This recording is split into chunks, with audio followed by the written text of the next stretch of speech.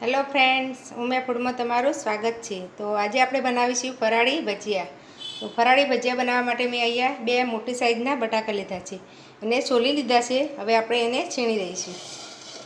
બટાકા જ્યારે આપણે બનાવવાનું હોય એ વખતે છીણવાના, નહીંતર છીણ કાળું પડી જશે।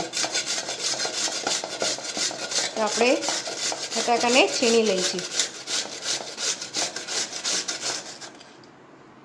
તો બટાકાનું છીણ કરી દીધું છે। આપણે કાચા જ બટાકા લીધા છે। હવે એમાં દાણા એડ કરીશું। તો તમે ઉપવાસમાં દાણા ના ખાતા હોય તો તેને સ્કીપ કરી લેવાના। હવે એમાં આદુ મરચાંની ખાલી મરચાંની સ્પીડ છે, આદુ નથી। તમારે આદુ નાખવું હોય તો તમે એડ કરી શકો। આપણે લાલ મરચું નથી નાખતા, એટલે મરચાં તમારે તીખા જોઈતી હોય એ પ્રમાણે એડ કરવાના। હવે એમાં ફરાળી મીઠું એડ કરીશું। 2 મોટી ચમચી જેટલા તલ એડ કરીશું। અડધા લીંબુનો રસ એડ કરીશું। શેકેલા જીરાનો પાવડર એડ કરીશું 1 ચમચી જેટલો, અને ખાંડ એડ કરીશું 1 ચમચી ખાંડ એડ કરીશું। હવે એમાં આપણે મોરૈયાનો લોટ લીધો છે। મોરૈયાને મેં અડધી વાટકી મોરૈયો લઈ એને મિક્સરમાં દળી લીધું છે। એ આપણે મોટી 4 ચમચી જેટલો એડ કરીશું, અને અડધી વાટકી જેટલો રાજગરાનો લોટ લઈશું। પહેલાં બધો નહીં ઉમેરીએ, પછી જેમ જરૂર પડે એમ આપણે એડ કરીશું। જો તમે ફરાળી લોટ બહારથી તૈયાર લાવો તો એટલો ફરાળી લોટ એડ કરવાનો। હવે બધું આપણે સરસ મિક્સ કરી લઈશું। બાઇન્ડિંગ આવે એટલો આપણે લોટ એડ કરવાનો છે। પછી બાઇન્ડિંગ નથી આવ્યું એટલે મેં 1 ચમચી મોરૈયાનો લોટ જે વધેલો એડ કર્યો, અને આપણે બીજો 2 ચમચી જેટલો રાજગરાનો લોટ લઈશું, અને ફરી પાછું બધું મિક્સ કરી લઈશું। તો આ રીતનું આપણે તૈયાર કરવાનું છે બેટર। બહુ ઢીલું નથી કરી દેવાનું।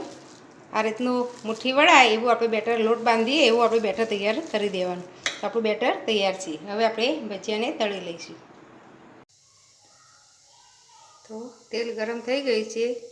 હવે આપણે આ રીતે નાની નાની સાઈઝના આપણે અંદર ભજીયા પાડી લઈશું।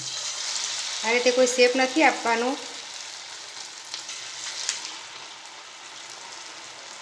આ રીતે આપણે ગેસ મીડિયમ રાખીશું, અને આપણી કઢાઈમાં સમાય એટલે આપણે પાડી લઈશું।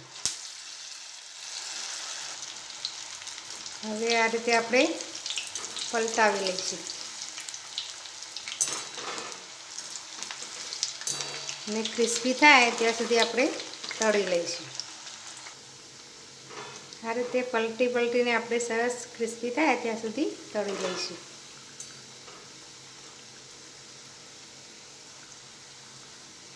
તો હવે આ સરસ ગોલ્ડન કલર આવી ગયો છે। આપણે એને પ્લેટમાં લઈ લઈશું।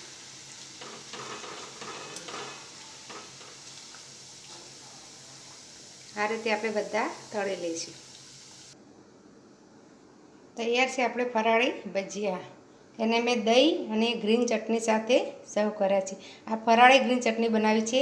જો તમે ધાણા ખાતા હોય તો એના સાથે સર્વ કરવાનું, કે તો દહીં સાથે સર્વ કરવાનું।